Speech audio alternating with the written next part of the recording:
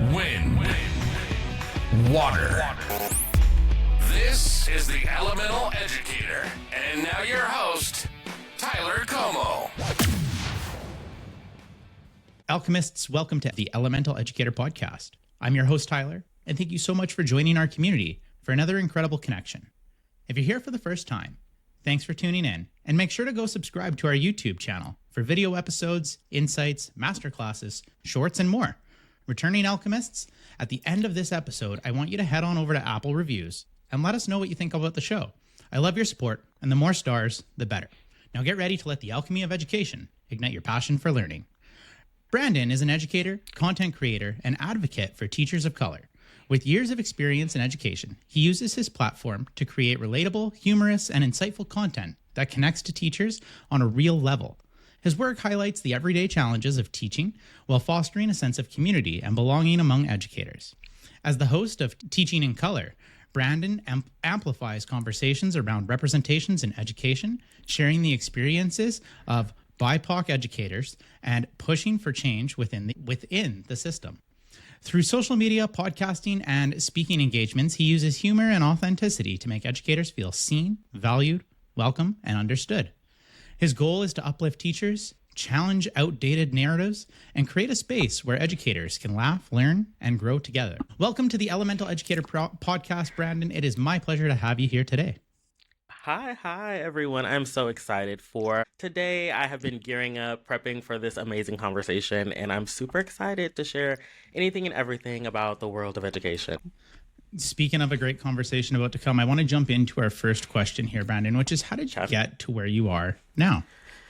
Oh, great question. A lot of road bumps and weird turns for sure. I've always I think considered myself like a multifaceted creative. And so I think getting to this spot of where I am right now was always in the forethought and the plan, the grand scheme of things, if you might say. But when it comes to education, I am a product of education. My family is pretty much made up of educators.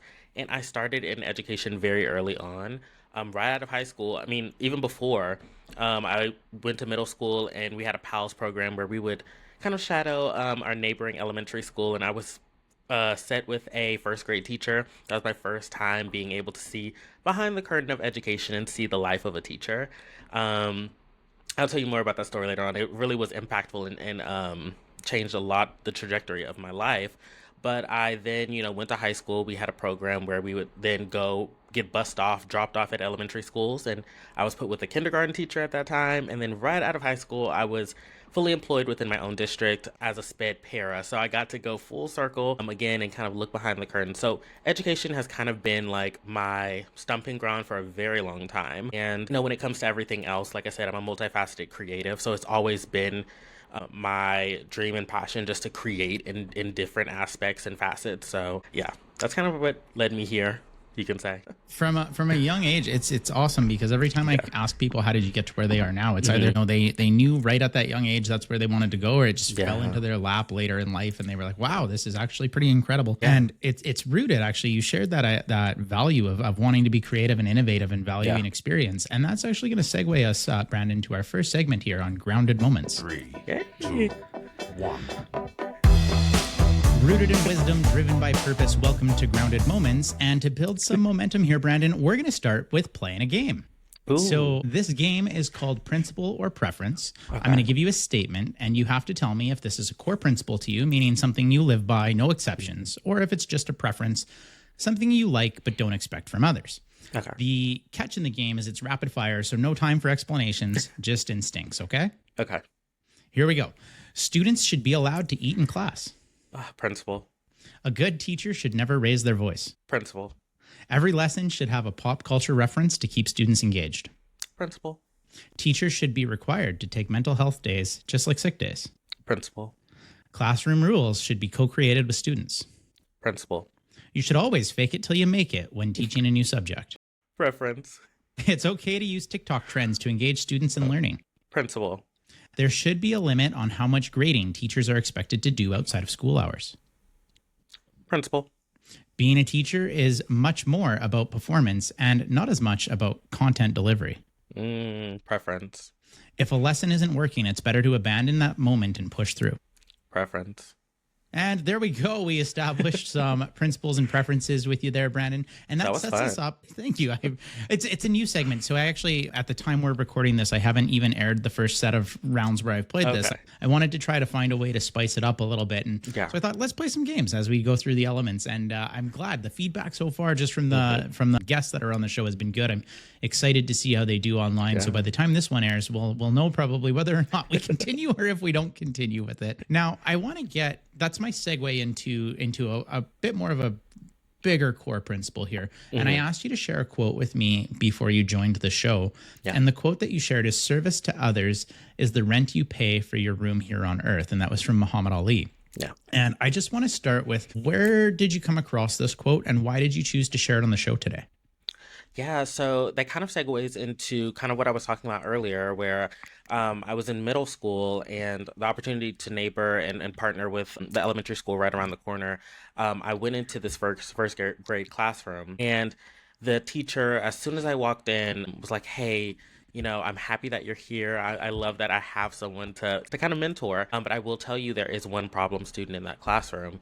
And I remember her telling me, "Go sit next to him, go help him as much as you can." And I walked in and I was like, "Okay, where's the kid?" And she said, "Right over there." And it was this table all by itself, this one little boy sitting there by himself, black boy. And she was like, "He's been giving me so many problems." And so I sat down with him, and, whenever you interact with someone, and especially when they're giving their interactions with someone else, you're kind of on guard, right? You're kind of have this preconceived notion about the interaction itself. And so I went over there and I was like, "Hey, my name is Brandon. I'm going to be here, every week with you. And I'm super excited for this new year and getting to know you." And I will tell you, he was a ball of energy. Yes, he was someone that, liked to talk and liked to move and those kinds of things. But as the year progressed, I got to know him. And I just found out that more than anything, he wanted someone to listen. And so, moving on from that grade, I, was talking to one of my mentor teachers during the time, and she gave me that quote. And she was like, I told her about the experience, and she said, more than anything, this profession is rooted in service. And so I have always taken that in account in my own personal life when I'm interacting with students, when I'm interacting with other educators, is that I'm here to serve in a way that I can physically, mentally, emotionally, and in a professional aspect, and in a way that I know that I'm inspiring the youth and I'm inspiring whoever I interact with. So it's really just an act of service, and that has been just kind of my, on the forefront of my mind moving into education and kind of transitioning into new places myself. And taking my next question right out of me, which was how does this show up for you in your workflow? But with talking about servant leadership, there's a powerful message between that. And I actually, it's very different from transactional leadership, and it's very different from transformative leadership. And for those that are unfamiliar with those terms, transactional means you're doing something for somebody in hopes of getting something in return. Yeah. Where servant leadership, you're doing things for people without having to expect anything in return. And you're doing it because you like to lead that way. You like to grow people that way. You like to see improvement that way. Transformational and adaptive leadership are kind of the emerging, I want to say newer, but they're not that new. Yeah. Trends on what it looks like, but it includes servant leadership within it. And it's the idea of listening and responding to the people that you lead, or the people that are around you, or the people that are a part of your team. So it's great to hear the story behind it and the power behind it and how it's connected to the one student with you. And I have to ask, how do you, if at all, do you take this and instill it with the people around you? Yeah, I mean, I think that any chance that I get to tell that story, maybe not just that story, but to really convey the message of education is and will always be for everyone, easily accessible, somewhere where you can be safe and comfortable and loved and also kind of molded and nurtured. So any opportunity that I get, I will, here on social media, I do it at any chance that I get, meeting anyone, whether it be an educator or just a regular person, kind of just informing them about what education really is and how representation changes everything. Anytime that I get to do that is powerful. Absolutely. And any chance to share the story and keep going with it, I mean, it's always just going to keep building momentum to that story. For sure. Brandon, have you heard of an elevator pitch before? Oh, I've heard of elevator pitch, all the time. All right. So this message that you want to send on servant leadership and being there for other people, I want to give you a chance to give me your best elevator pitch on why people in education, people in leadership should consider this and take it on and try to move forward with this action. Yeah, definitely. So, as you know, my name is Brandon. Growing up in Northeast Houston, Texas, I had the great opportunity of being a part of a Black and Brown community where I got to be nurtured and molded by some of the best educators in the world. But I always felt a small hole, something missing. And I was able to, go throughout education without any representation at all, right? I had some great educators, but I never got the opportunity to be taught by a person of color, whether it be Black, Brown, BIPOC, whatever, until I got to college. And so during college, I met an amazing educator, a Black man who really should change the trajectory of my life. And so with that being said, education, like I said, is for all, will always be for everyone. Representation changes the trajectory of so many lives, not just the children of color, but all children, even the way that our parts see things, their perspectives. So education, like I said, is just, I can go on for days and days. This is an emotional topic for me because I always get so wrapped up in it. And yeah, I think that's my elevator pitch. I could go on and on. It's going to go for days. I could really just talk and talk, but you know what? And we'll get to spend some time talking about it because hearing you share this elevator pitch, it's very clear the passion behind it, the motivation behind it. And along the way, it's rooted in something with a lot of value, but it's also something that gets faced with a lot of adversity, which actually brings us to our air element segment on headwinds and tailwinds. Ooh. Through storms and surges, discover the lessons from headwinds and tailwinds, where we focus on the challenges that test us and the forces that help us move forward.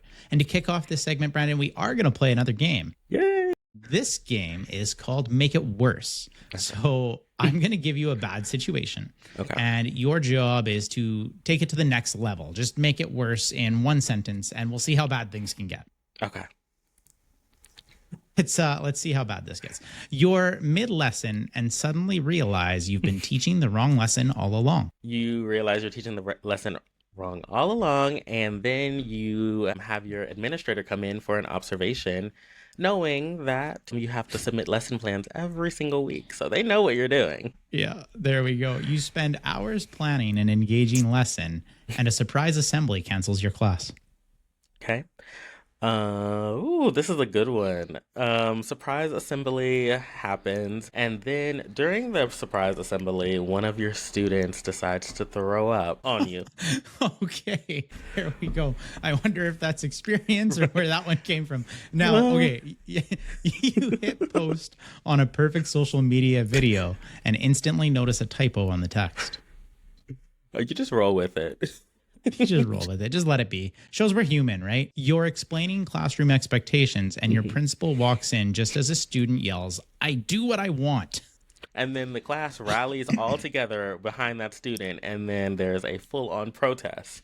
That's almost as bad as like the principal rallying behind the student too and being like, "Yeah, power to you, your voice," right? Yeah. Okay, you're recording content for your platform and your neighbor starts mowing the lawn right outside your window. Oh my gosh. Wow. And that has happened. Yeah. You go outside to tell your neighbor and they then run you over with a lawnmower. Oh God, that got dark. Okay, one more because I can't end on something that dark. You're in the middle of grading and accidentally spill coffee all over the stack of papers. Oh my gosh. At this point, grab a straw and just try to dry them as much as possible. In Canada, I think we used to call it if you spilled your drink on like a table. Hockey's like a thing in Canada, so it was called Zamboniing, and you'd have to go down and just slurp it up off of wherever you spilled it on. And crazy. Anyway, that we learned a lot about how things can go downhill really fast here. And I wanted to create a space where we just talked about, adversity you can face in situations with humor. And now I want to set the stage for what the purpose of bringing you on the show as a guest was. And so can you share a time, Brandon, where you faced some significant adversity?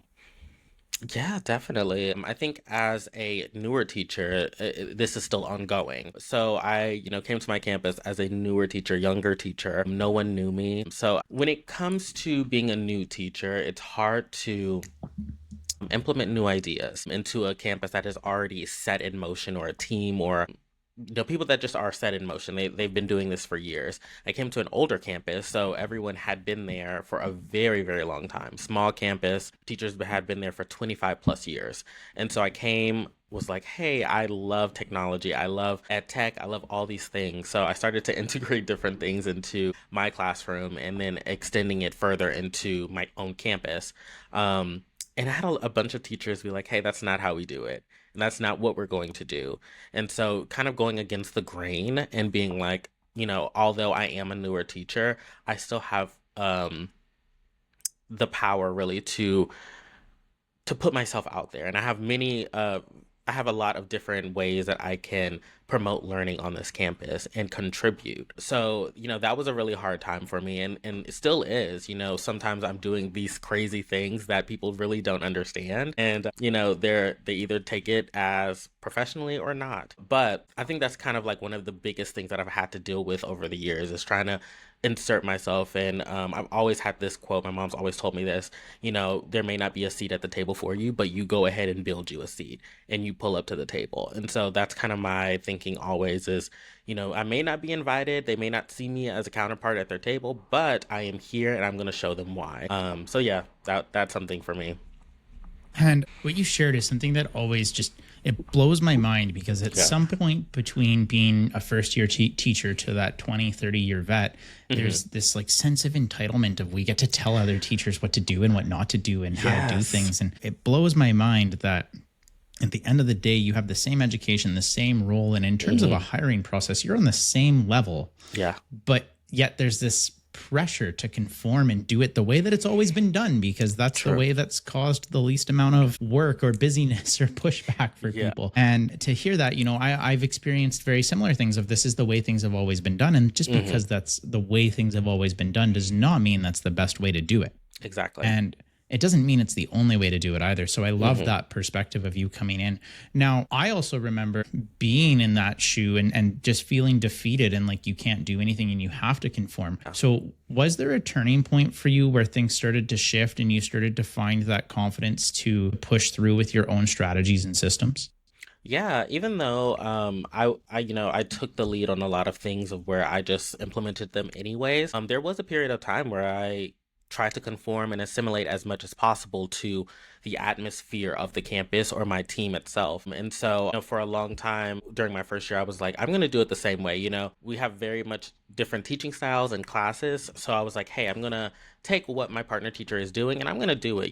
It may be different, it may not be. And I just quickly realized that didn't work and I wasn't teaching in an authentic space. And I wasn't doing something, I just wasn't being authentic. Like I felt that I was moving outside of my own body and character and presenting things that just weren't true to me. And once I started being authentic and being my creative self and letting my own kind of like free reign of the classroom and my teaching practices and styles, things just got a little more easier and better to kind of place myself on that campus and not feel like I was being overrun by ideas.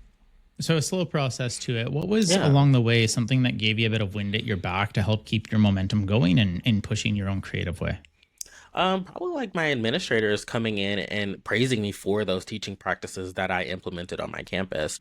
Technology is a huge thing right off the back of COVID, and our students are, slowly getting back to how things were, but still technology is so prevalent in everything that we do. And so having my administrators come in and praise me during like staff meetings or, write these great notes and all these things, it kind of solidified like, hey, I'm on the right path and I know what I'm doing and I don't have to feel so inadequate compared to my colleagues. I've heard a lot recently, the same quote, maybe just in different versions. And, if people aren't getting upset with what you're doing, then you're not doing something right. Yes. Now, it could go both ways. It could be horribly wrong, and that's why they're getting upset. People, like I preach on my show, people don't like change. People don't like sudden change. They like they like the slow process to it. And for somebody new to come in, they bring a fresh perspective. There is always resistance for it. And so, Brandon, for people facing their own headwinds, what's something they can do to keep moving forward despite that pushback they might be getting?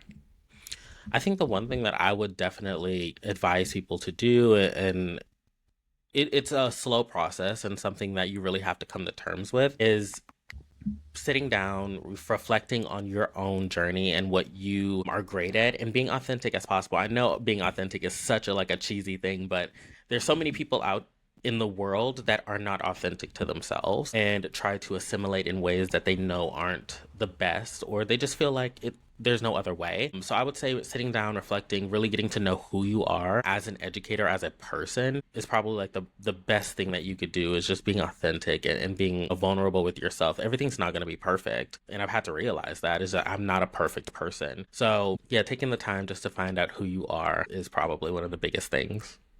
And cheesy or not is something that always needs to be said about finding yourself, finding your why. Yeah. And if you're not finding that, if you don't exactly know who your authentic self is, that we need to bring about change. And that's going to bring us to our water element segment on Ripples of Change. Small shifts, big waves. This is Ripples of Change, where we dive into the power of embracing change and making waves that last. And we are absolutely going to be playing another game here, Brandon. And this one is called Here's the Trick. So I'm going to give you a situation that people always have advice for, and you just have to drop one piece of advice that actually works for this situation. The best way to build trust with a new team is... Oh my gosh, build trust with your team. Working as collaboratively as possible, giving out ideas, receiving new ideas. The best way to keep students engaged without forcing participation. Ooh, finding things that they're interested in. The easiest way to deal with a difficult student is... give them some time, allow them to regroup in a way that is best for them, and just give them that time, that space. If a lesson is flopping hard, the best thing to do is to, we're good at this, be flexible, adaptive, and do what you know you can do. If you need to recover from a failed joke in class, always lean into it. You know, guys, that was lame. I'm so sorry. Just the honesty. I love it. If you ever feel burnt out, the first thing you should do is find something that rejuvenates you and gives you energy. And the best way to make grading less painful. Oh my gosh. In increments. Give yourself time. Don't try to do it all at once. I like that. And that wraps up the questioning segment there. And that last point is actually very powerful, because so many teachers will take grading and they think they have to hunker down for hours and just get through it all. Split it apart. Be a little bit of proactiveness on that. Yes. Do it during your preps. And I know preps are difficult to find time to do those things because there's so many other things we need to do. But 10 minutes after school, 15 minutes after school each day, and you could be surprised with how much you can get done even if you just put your phone away for a sec and you get focused on what it is you need to do.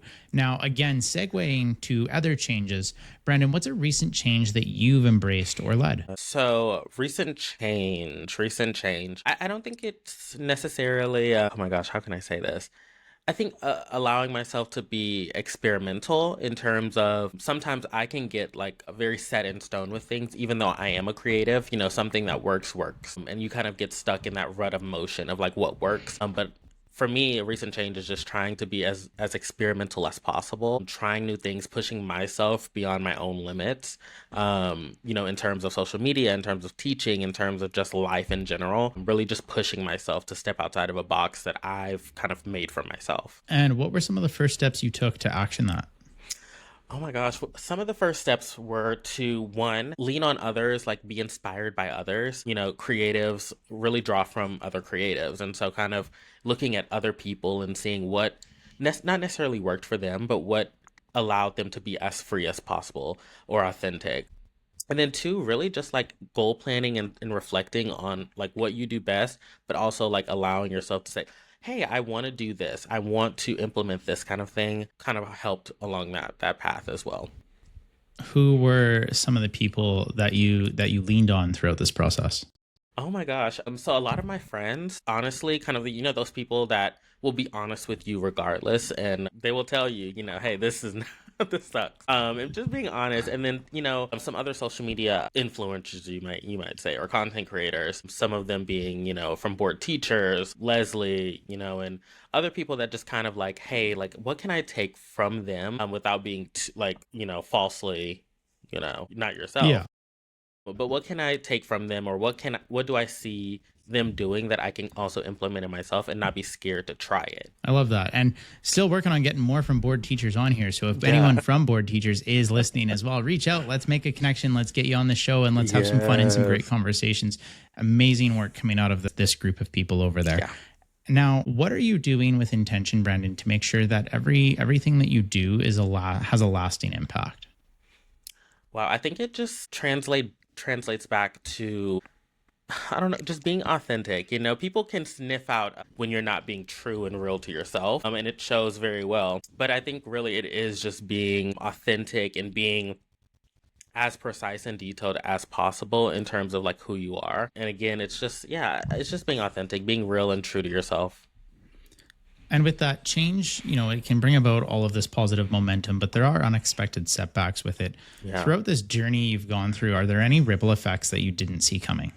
Oh my gosh, yes. So this journey they're very interchangeable, social media and teaching. I think that one thing that I was not prepared for, which people are always like, you weren't prepared for that, was the amount of people having opinions about you. You know, some people like it, some people don't like it. But I think one thing that I had to kind of like understand, and it's hard for me even now to still understand it, is the reality and like candidness of how people can be and how hurtful people can be. You know, sometimes hurt people, and the world is now in a place, in a space where, you know, it's easy to kind of let that hatred out and attack others. So it's kind of still something for me that I'm still trying to get past and overcome. But with time, you know, people always have an opinion, so it's never going to change. Yep.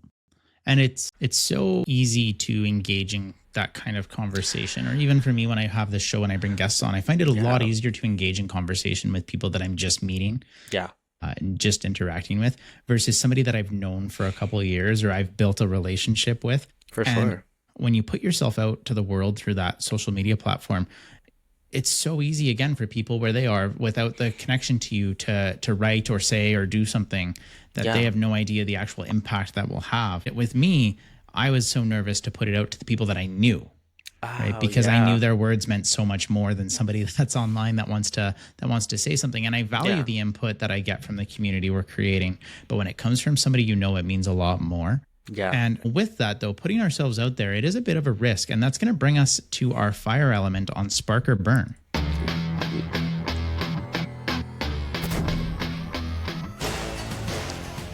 Ignite your ideas, face the flames. This is Spark or Burn, where we talk about bold decisions, big risks, and the fires that either spark success or burn lessons into our memory. And Brandon, this is our last element. I have one more elemental game for us to play here. Yeah. This one is called Final Answer. Okay. So because this is all about decision making, I'm going to give you some high stakes decisions here. Okay. And you have to lock in your answer immediately. No explanations, no takebacks. Okay. We're just going to commit and own it. Are you ready to play? I'm ready. Would you rather have 0 meetings all year or 0 grading all year? 0 meetings all year. If you could only teach one subject forever, would it be history or English? History. Would you rather have a classroom with unlimited supplies or a classroom with no behavior issues? Unlimited supplies. Would you rather your students be hilarious but chaotic or quiet but disengaged? Oh my gosh. Hilarious but chaotic. If you could only do one, teach in person or teach online? Teach in person. Would you rather go viral for a funny video or go viral for an inspiring one? Oh my gosh. Viral for an inspiring one. Yeah, and I like to be funny sometimes, but I agree with you on that one. If you had to give up one, lesson planning or staff meetings? Lesson planning. Would you rather be known as the cool teacher or the tough but fair teacher? Oh, the tough but fair teacher. Yeah. Would you rather have a classroom with no technology or a classroom with no air conditioning? Oh, wow. Oh my gosh, no technology. And if you had to pick, would you rather have full weeks off mid-semester or a month off during summer? I think a month off. Yeah. Yeah, I agree with that. Now, unless it was like every other week you got the week off. Yeah, I'm like, okay, that'd be great, but... That would be really great. I don't know if that would balance out, but that would be cool. There we go. That wraps up some bold choices here. Yeah. No explanations, no regrets. You locked them in, and you have to live with those decisions here. I guess you're teaching in person forever, Brandon. Forever. And you know what? Talking about bold decisions and some big risks, can you tell us about a time when you made a bold decision for yourself? Oh my gosh, stepping into the world of social media and presenting myself, hardest thing ever to do because I did it really just for a fun, like a hobby. I'm never expected it to get as big as it is, but I think that's probably like the biggest risk I've taken is just like presenting myself in a way that for others to judge and criticize, but it also has some great aspects to it as well. So there's some pros and cons to it, but that's probably been the biggest thing. What was the spark behind it that made you say, I have to try it?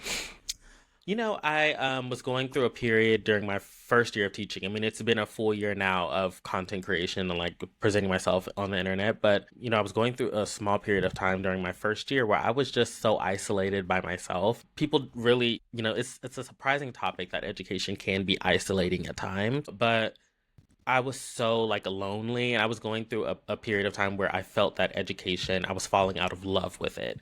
And so I, more than anything, I think needed a community and people to interact with and engage with and not feel so alone. And so when I put out the first video, it was just an influx of people coming in and kind of feeling the same way that I felt. And more than anything, I realized that laughter is a way of healing. And so being able to heal people and heal myself within the process has been so amazing. So that's been such a monumental step for me.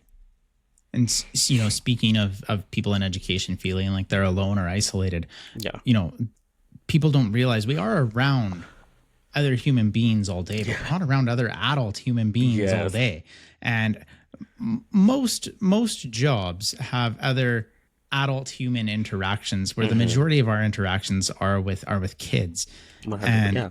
if you have your own kids, stay at home for 24 hours with them 7 days a week and recognize that some of your teachers are coming to school, being around all of these kids, going home, being around all of their kids. And Yeah. that's a lot. And it can feel like you just don't get that time to have another adult human experience for a while. Yeah. So I totally get where you're coming from. And along the way, Brandon, did you have to adjust your strategy at all as you tried to get into content creation?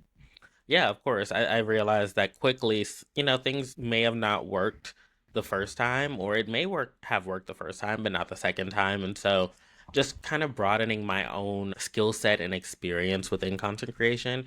And it goes back to like really pushing myself outside of this box that I created and stepping into new things. Was in high school, I was a theater kid. I loved theater. I was in a bunch of different plays and musicals, but I always loved the idea of like character work and like creating a story. And so when you visit my page, there's a lot of stories being told, little skits and character work. And so that for me was not a first, like I had started doing that like 2 months ago. So I quickly just had to realize that, hey, it's me pushing myself and people like it or not. It's something that I love. So that kind of was, yeah.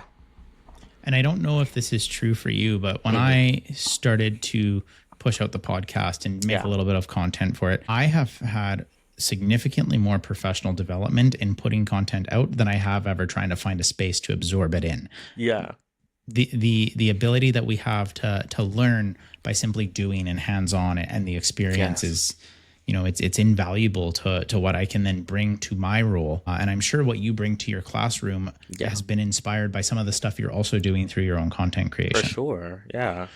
What would be your biggest translation from your content creation to what you've been like, I got to put this into a classroom too and see how it goes? Oh my gosh. It truly has been like for a lot of our units, I do a lot of hands-on opportunities and collaborative opportunities for my students to communicate. And it's been through like storytelling or character work. So, I'll bring in like props from my own house and costumes and things that I have. And I let my students kind of use those things throughout to tell a story. Big unit that we did on drama where, they were able to create their own play and use the items from the classroom to showcase that, a full complete story and vision for themselves. And it just allows them to be so creative, which I just love. So that's been, kind of that translation of bringing what I do on social media to my classroom and allowing them in a space where they just feel comfortable and creative. That's awesome. I often places rely on what the school is able to provide. And when you get somebody that's passionate about something and they start to bring in their own personal things, it can really help to even just elevate the environment around them. And it shows that you're engaged, so other people want to be engaged too. And so good on you for stepping that up, sharing your passion with those kids. And hopefully it bleeds to the staff around you and they start to say, wow, I want to bring my hobbies, what I'm invested in, into my workplace too, because that can really drive a really powerful movement for the betterment of education. You're completely right. With that, Brandon, these bold decisions, they can be intimidating, and it can it's probably a very intimidating decision to say, I'm going to make social media content. I'm going to bring my stuff in from home to my workplace and see how it goes and whatever happens here. What advice would you give to the audience here on how to be more encouraged to take that risk? Oh my gosh. With education, integrating them as much as you can between the two. I think of my classroom as like my heart. And so it kind of beats with me. So there's a lot of things that are a part of my classroom that I really deeply think is invested in and rooted in who I am. So finding like the passion that you have outside of the classroom and integrating it within your own space with your students and being as students, one thing about it is our students, growing up, I was like, hey, I don't know what my teachers do. I don't know if they have hobbies. I don't know if they have likes. So it's really good to see your students kind of know and understand, hey, my teacher loves this. My teacher has done this. My teacher doesn't live in the school, right? They have their own house and their own life and their own things. So really just taking whatever you love outside of the classroom and putting it in there so it's comfortable for you and allows your students to kind of knock down a barrier that you may have. Absolutely. And it builds that connection that we've talked about that's so important. And you brought it right back to the idea of listening to them, which ties back to your idea of servant leadership and bringing it back to the earth element. And so whenever you are faced with that adversity, you're making a change, you're thinking about making that big decision, you have to relate it back to that earth and that why are you choosing to do things. And if there's no alignment there, that's a risk you shouldn't be taking. But if there is an alignment there, that risk is actually an opportunity and you should be pursuing it. Now, last segment here, Brandon, is listener questions, and I don't have a little clip to play for us, and so I told the audience that you would intro it for us. Do you want to just intro listener questions for me here, quick? Sure. No. Wait, what does that look like? Well, I don't know. Last time I sung a little jingle for listener questions. Yeah. Okay, I'm ready. All right. So whenever you're ready, just if you want to intro that, we have listener questions up right now. Okay, awesome. I am ready.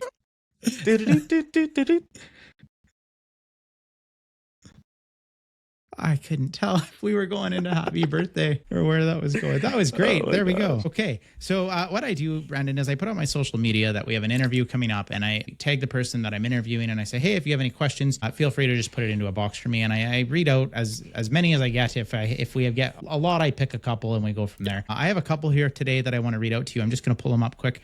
One of the first questions that came in, now that you're in education, what do you like the most about it? Gosh, although it's a struggling battle currently, is like autonomy, creativeness within the classroom, allowing yourself to be so expressive with your students. Really, it's just autonomy. Like I really love being able to have control over how I present things to my students, and every student learns differently. So that's something that I'm the most excited about and what I love the most. I love that answer. And usually if it's a question that I can contribute to too, I give my best answer for it as well. I love getting to see people grow and develop. I love seeing that when I was a tennis coach working with adults. I love seeing that when I was in early practicums of education. I love seeing it when I was trying to become a physiotherapist and the people that you would do work on. Yeah. But the best place that it always happened was in the classroom, because those are the people that outside of the classroom still wanted to have a connection and still wanted to keep the conversation going, and you built that really strong relationship with. And so for me, it's seeing the payoff of, you're actually helping somebody grow and you get to see them develop into this human that's gone to school and has changed their lives and pursued a career that they're passionate about because you instilled it in them. And I think that that's really cool. Yeah. So, okay, next one here, Brandon, is, we have a social media question for you here. Yeah. It says, hey, Brandon, I know that you have recently started to take off on social media. What are some of the things you've done with intention to make sure that you can grow your platform? Things that I've done with intention. One, it goes back to being experimental and just trying new things. Really, I use a lot of what I do already and what's successful, but I kind of blend it with new ideas and fresh ideas each different time. Another thing that I'm very intentional about is how I present myself, especially in a space where I think that a lot of people may know me now for being a comedic voice on social media, but also I'm very intentional in where I am not just comedic, but I, can bring serious topics to the forefront. Ergo Teaching in Color podcast, which allows me to kind of integrate the two, and allowing for people to kind of see behind the curtain of just, I'm not just a funny person, but I'm also much more than that. So that's kind of like the two intentional things that I've been able to do, is just be experimental and present myself in a way that I think is best and fitting. Great answer. And we know definitely from your questions earlier that we're not just a funny person, somebody that is fair as well, right? Yeah, Yeah.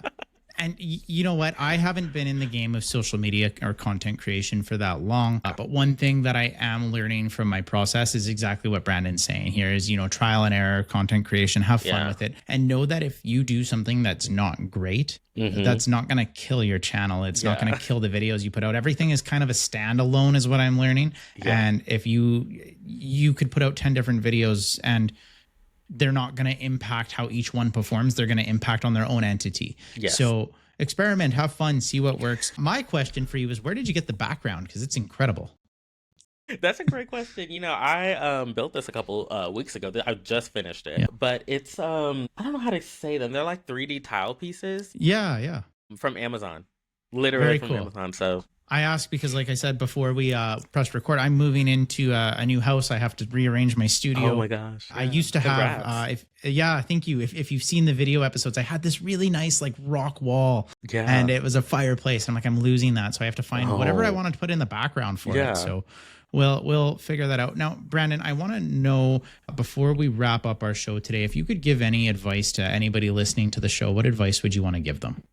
Oh my gosh, remember to always, it's so cheesy, but it's always something I always just want to bring to the forefront, is loving yourself and understanding that in the world right now that you only have one chance, really. We live a life and then we're gone one day, but living a life with living authentically and loving yourself wholeheartedly and understanding that you only live for yourself is something that I'm really passionate about. Is just be you. Just be true to you. The world is crazy right now, yes, but there's power in being authentically and presenting yourself in a way that makes your heart happy. I love that. Thank you so much for sharing. Yeah. And we'll link all of this into our show notes here too. But Brandon, for anybody wanting to get in touch, check out your social platforms, communicate, what's the best way for them to go about that? Oh my gosh, you can find me on Instagram and TikTok, really all social media platforms at All About Brandon. I'm starting my YouTube journey very soon. I've recorded a couple of videos, but you can find me on all social media platforms at All About Brandon. You can also reach out to me at Teaching in Color podcast if you want to be interviewed. If you are a teacher of color, I'm always open to bringing people there and hearing their stories. And then you can always just DM me. You can always ask a question if you like. Anything, yeah.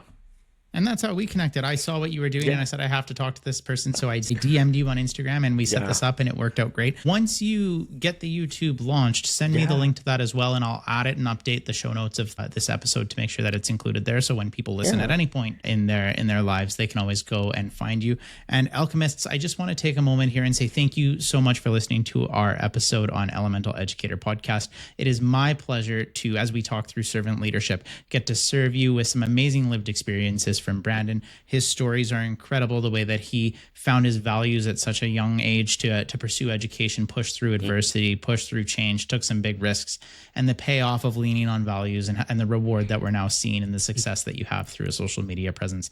So thanks again for everything, and I can't wait to continue to stay connected with you.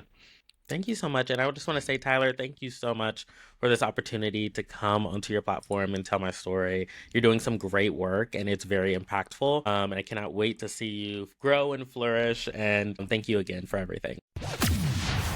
You've been listening to The Elemental Educator.